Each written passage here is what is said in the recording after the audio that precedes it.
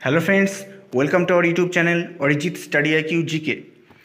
তো দেখো, PSC food এসআইয়ে কিন্তু ব্যাপক হারে কিন্তু দুর্নীতি হয়েছে এবং সেই দুর্নীতির জন্য কিন্তু অনেক কোর্ট কেস, অনেক মামলা, স্টে অর্ডার কিন্তু অনেক কিছু জারি হয়েছে এবং তার জন্য সিআইডি তদন্ত হয়েছে এবং এর রেজাল্ট বেরোতে কিন্তু এখন কতটা দেরি আছে না আছে সেই সম্বন্ধে কিন্তু কিছু বিস্তারিত তথ্য তোমাদের সামনে আজকে আলোচনা করছি এই ভিডিওর মাধ্যমে। তো তোমরা অবশ্যই কিন্তু প্রথম থেকে শেষ অবধি ভিডিওটা মনোযোগ সহকারে শুনবে এবং কোথাও কিন্তু কাটবে না, ঠিক আছে?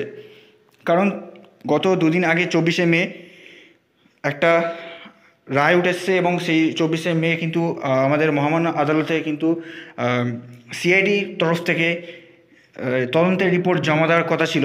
এই যারা যারা দুর্নীতি করেছে, কারা দুর্নীতি করেছে না করেছে সে সম্বন্ধে কিন্তু একটা তদন্তের রিপোর্ট আমাদের মাননীয় বিচারপতি মহাশয় রাজশেখর মান্তা মহাশয়ের কাছে কিন্তু জমা দেওয়ার কথা ছিল, কিন্তু কোনো কারণবশত সেটা জমা দেওয়া হয়নি, ঠিক আছে? 24 তারিখে কিন্তু জমা দেওয়া হয়নি এবং সেটার জন্য কিন্তু এই শুনানিটা কিন্তু আরও পিছিয়ে গেল। অর্থাৎ সিআইডির লোকেরা কিন্তু সিআইডির যারা আছেন গ্রুপে তারা কিন্তু আদালতের কাছ থেকে আরও কিছুটা সময় চেয়েছেন, ডেট কিছুটা এক্সটেন্ড করা হয়েছে এবং সেই পরবর্তী শুনানি ধার্য করা হচ্ছে 31শে জুলাইতে, ঠিক আছে?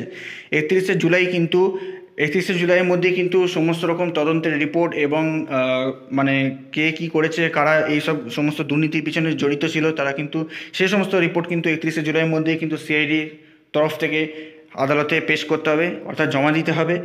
তারপর সেদিনকে তারপর শুনানি হবে এবং সেদিনকে শুনানি হওয়ার পর কি মানে সেই রায়টা পাওয়ার পর কী ডিসিশন হচ্ছে, মানে রি এক্সাম হবে কি হবে না, ফুড এসআই যে রি এক্সাম হবে কি হবে না সেই সম্বন্ধে কিন্তু তখনই ঠিক করা হবে, ঠিক আছে? তো দেখো, রি এক্সাম হতে গেলে রাজ্য সরকারের তরফ থেকে কিন্তু অনেক চাপ আছে। আমি বলছি না যে রি এক্সাম না হোক, আমি সেটা বলছি না। রি এক্সাম কিন্তু নেওয়াটা বেশ মানে প্রতিবার মানে একটা পরীক্ষা হয়ে গেল তারপর একটা পরীক্ষা নিতে গেলে রাজ্য সরকারের কাছে একটা পিএসসির কাছে একটা চাপ থাকে, কারণ আবার এক্সাম কন্ডাক্ট করতে হবে, কবে করতে হবে, কোথায় কোথায় সেন্টার ফেলতে হবে, ডিএম অফিসারের পারমিশন নেওয়া, অনেক কিছু ব্যাপার থাকে, একটা খরচের ব্যাপার থাকে। তো সেসব কিছু দিক থেকে দেখতে গেলেও অনেক কিছু রাজ্য সরকার ভেবে দেখবে, হাইকোর্ট ভেবে দেখবে এবং সেই এক্সামটা যাতে স্বচ্ছভাবে কোনো রকম প্রতারণা ছাড়াই, কোনো রকম দুর্নীতি ছাড়াই যাতে হয় সেটাও কিন্তু হাইকোর্ট ভেবে দেখবে। পিএসসি কিন্তু সে সমস্ত কিন্তু মানে এবারে যে সমস্ত স্টেপ তারা নিতে মানে ব্যর্থ হয়েছিল সেই সমস্ত স্টেপ কিন্তু তখন রি এক্সাম নিলে নেওয়া হবে। তো সব কিছু ঠিকঠাক করেই রি এক্সাম নেওয়া হবে, নাহলে কিন্তু নেওয়া হবে না, ঠিক আছে? তো এখন রেজাল্ট কবে বেরোতে পারে? দেখো, রেজাল্ট কিন্তু বেরোতে কিন্তু অনেকটাই দেরি হবে, সেপ্টেম্বর মাসও লেগে যেতে পারে, কারণ 31শে জুলাই যদি পরবর্তী শুনানি হয় সেই শুনানির ওপর ডিপেন্ড করে তারপর রেজাল্টটা বেরোবে না। তো এখন তোমরা হয়তো ভাবছো যে এই সমস্ত কাজ হতে অনেকটা মানে এই সমস্ত এই কোর্ট কেস, স্টে অর্ডার, এই সমস্ত সিআইডি তদন্ত, এইসব ঝামেলা হয়তো করতে গিয়ে অনেকটা রেজাল্ট বেরোতে দেরি হয়ে যাচ্ছে, এগুলো না করলে হয়তো তাড়াতাড়ি বেরিয়ে যেত, অনেকেই হয়তো ভাবছো। কিন্তু না, দেখো, এইগুলো যদি নাও হতো না তবুও কিন্তু রেজাল্ট বেরোতো না, কারণ পিএসসির কাছে এখন নিজস্ব কোনো এজেন্সি নেই যে তারা এখন ওএমআর শিট কারোর চেক করবে, ওএমআর শিট কারোর মানে দেখবে যে কার কী ঠিক হয়েছে না হয়েছে। এখন কোনো এজেন্সি নেই, অর্থাৎ এখন যদি এসব নাও হতো তবুও কিন্তু তোমাদের ওই মাস ছুঁয়েও দেখা হতো না, কারণ এখন মানে পিএসসির তরফ থেকে এসব কিন্তু কিছু কাজ শুরুই হয়নি, শুধুমাত্র অ্যান্সার কিটাই বেরিয়েছে। তো তোমাদের রেজাল্ট বেরোতে কিন্তু এখন অনেকটাই দেরি আছে, ঠিক আছে? এবার একটা কথা দিয়ে আছে না যে ভগবানকে ঘর মে খুদাকে ঘর মে দের হ্যায় তো অন্ধের নেই। এর মানে কি, মানে আমরা হয়তো এর সুবিচারটা পেতে হয়তো একটু দেরি হচ্ছে ঠিকই, কিন্তু হয়তো আমরা পাবো, দেরি হলেও আমরা পাবো, এটা আমরা আশা রাখছি রাজ্য সরকারের কাছ থেকে, মহামান্য আদালতের কাছ থেকে। হয়তো এখন দেখো, আমাদের দেশের বিচার ব্যবস্থাটাই এরকম যে কোনো কিছু যদি একবার মামলা যদি সুপ্রিম কোর্টে বা হাইকোর্টে উঠে যায় তো সেটা কিন্তু রায় পেতে সেটা শুনানি কিন্তু পিছোতেই থাকে, এটা আমরা সকলেই জানি। এখন কিন্তু কিছুদিন মানে যতই হোক না কেন, হয়তো মাসের পর মাস লাগতে পারে, কিন্তু আলটিমেটলি কিন্তু আমরা রায়টা পাবো। এখন আমাদের এখন দেশের এটাই নিয়ম হয়ে গেছে, ঠিক আছে? এটাই এখন মানে সব কিছু। তো দেখো, এখন সব কিছু কোর্টের কেসের ওপর ডিপেন্ড করছে। তো সব কিছু 31শে জুলাই আপাতত নেক্সট শুনানি হলেই জানা যাবে। তারপর আমরা অবশ্যই কী হয়েছে না হয়েছে সে সমস্ত কিছু ইনফরমেশান এই ভিডিওতে মানে এই চ্যানেলের মাধ্যমে আমরা তুলে ধরবো। তো তোমরা অবশ্যই চ্যানেলটিকে সাবস্ক্রাইব করে পাশে যুক্ত থেকো।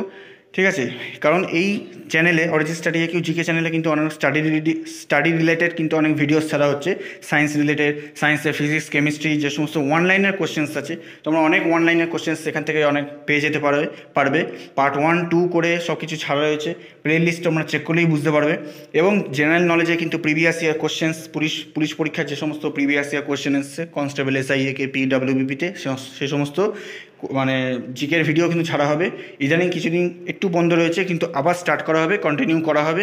তো তোমরা অবশ্যই এই চ্যানেলটিকে সাবস্ক্রাইব করে যুক্ত থেকো, এবং কখন কি মানে ফুড এসআই রিলেটেড বা অন্য কোনো ক্লাসশিপ রিলেটেড যখনই যা আপডেট উঠে আসবে অবশ্যই তোমাদের কাছে আমরা ভিডিও করে অবশ্যই জানিয়ে দেওয়ার চেষ্টা করব।